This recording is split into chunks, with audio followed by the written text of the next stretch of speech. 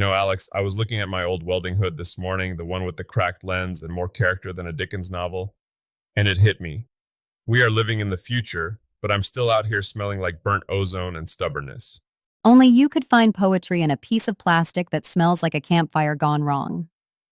Happy Monday, everybody. It's August 17th, 2026, and you're in the Tiger Den. It's a big day. I've been digging through the latest industry pulses, and if you aren't excited about where the shop floor is going, you might want to check your own internal thermometer. We're seeing things in metalwork right now that used to be science fiction.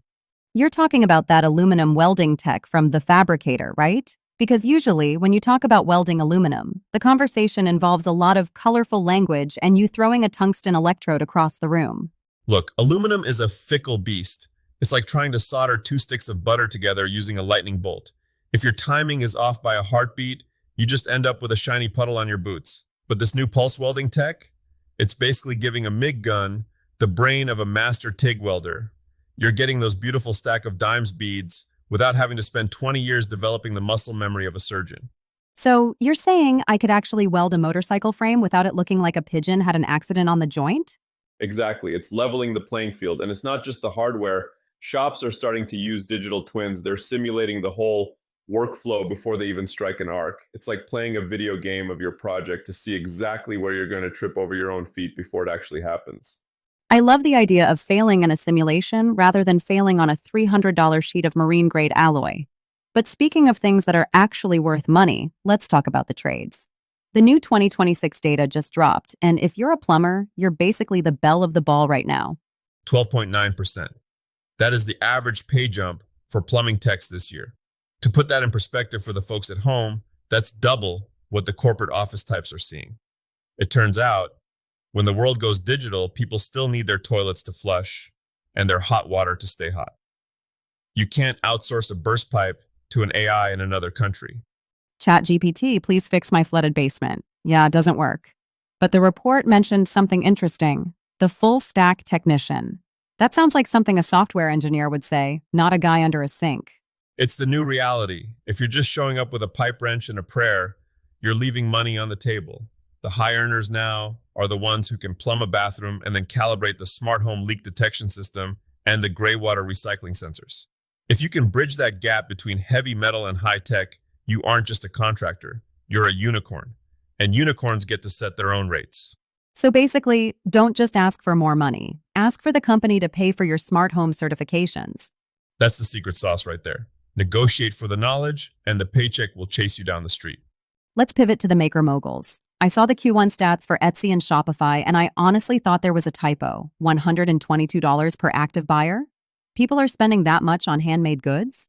People are tired of disposable everything, Alex.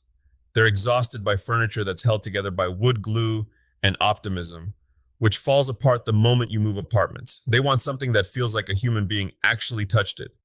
But the winners in 2026 aren't just dumping stuff on a marketplace and hoping for the best.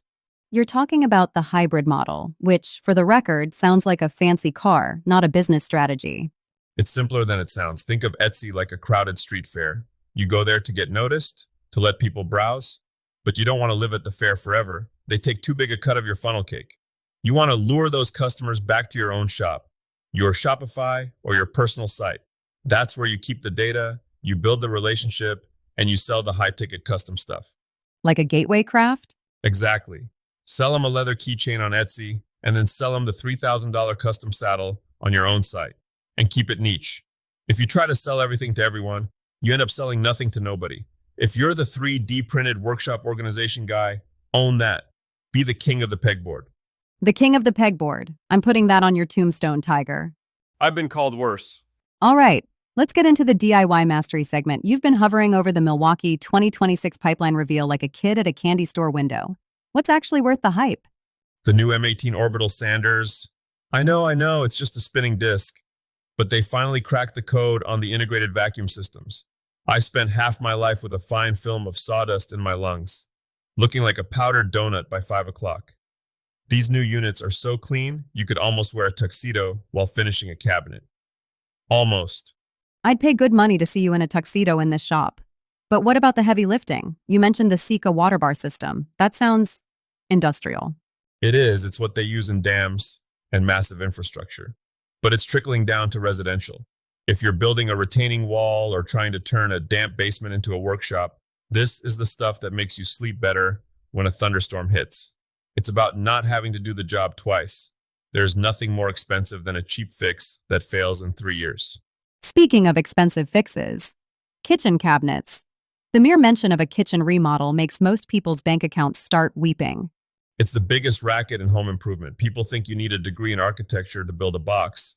But if you use the pocket hole and carcass method, it's basically just Lego for adults. You build the boxes, the carcasses, out of decent plywood, you slap on a face frame, and you've saved yourself $15,000. That's not a hobby. That's a down payment on a boat.